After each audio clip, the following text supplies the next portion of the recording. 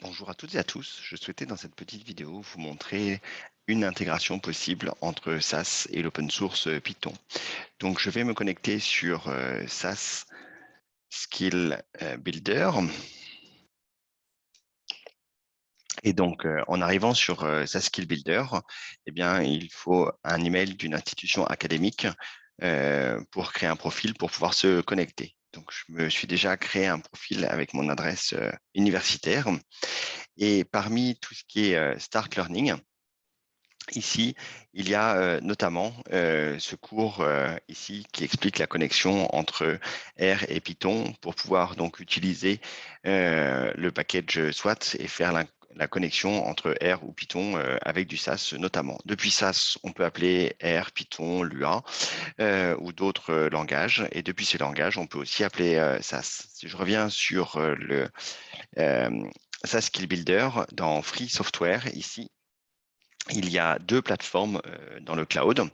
Une première qui s'appelle SAS On Demand for Academics pour faire du SAS 9.4 assez classique et une seconde qui s'appelle SAS Via for Learner, le nouveau SAS. Donc si je vais sur SAS Via for Learner, je vais arriver sur cette plateforme donc qui est une plateforme où on a les bases de données en in-memory distribuées et on va pouvoir avoir accès dans Sasvaya for Learner à différentes applications pour faire de la préparation de données, de la data vise, du machine learning, codé en SAS. Voilà, donc il y a plein d'outils Sasvaya disponibles. Dans Sasvaya, on peut coder avec du SAS 9.4 ou des procédures spécifiques à Sasvaya. Donc ici, sur Sasvaya for Learner, la data vise, préparer les données, créer des modèles, gérer les modèles, suivre les modèles en production. Et puis ici, vous avez un petit raccourci qui permet de lancer un notebook Jupyter. Et donc ici, vous pouvez, dans un notebook Jupyter, coder soit avec un noyau SAS, coder avec un noyau R, coder avec un noyau Python, par exemple. Et donc, il y a ce package SWAT qui permet de faire la connexion, notamment entre du R et SAS ou entre du Python et SAS.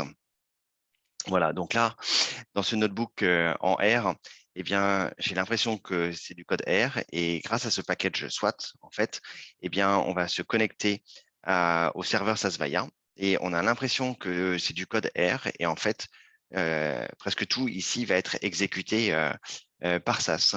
En Python, c'est la même chose.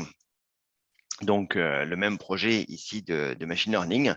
Et il y a ce package SWAT qui va permettre de faire la connexion entre Python et SAS et donc traduire ce code Python un peu spécifique pour appeler depuis Python, et bien appeler SAS, donc créer une session CAS et puis charger les données dans la RAM et faire différents modèles de machine learning ici. Donc, par exemple, appeler un réseau de neurones SAS, on a l'impression que c'est du code Python et en fait, ça va être à chaque fois SAS qui va se connecter. Donc, c'est aussi possible dans l'autre sens depuis SAS d'appeler du R et du Python notamment ou d'autres langages open source. J'ai l'habitude de dire, plutôt que de faire la guerre, d'imaginer que le monde open source est concurrent du monde propriétaire. Faisons l'amour et voyons toutes les passerelles qui peuvent exister entre ces deux mondes qui discutent pas forcément ensemble. Merci pour votre attention. Bonne journée.